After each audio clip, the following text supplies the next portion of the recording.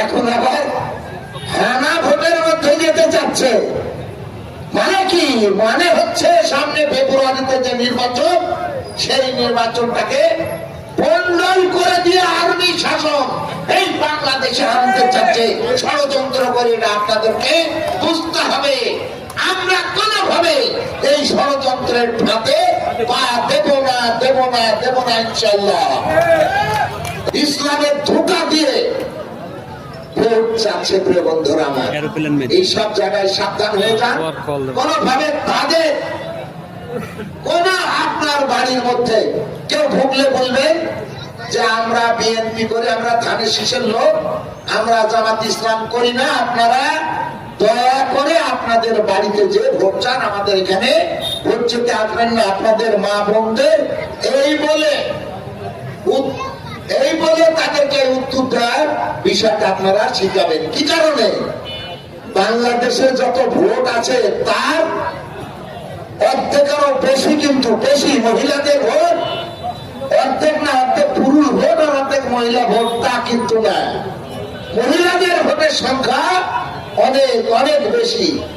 তাই আপনারা সকলে জামাতে ইসলামের প্রতি সাবধান হবেন। দাঁড়িপাল্লায় ভোট দিয়ে কিন্তু তারা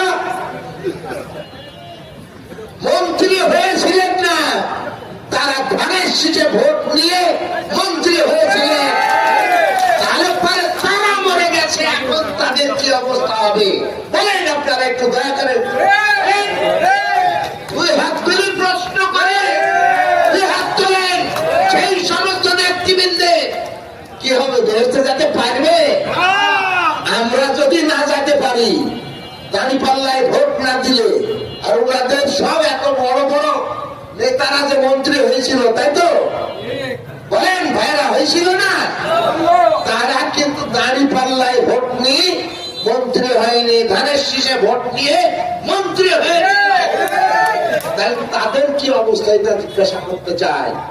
সব থেকে দরদের মানুষ, প্রিয় মানুষ আপনার আমার বাবা এবং মা, তাই তো?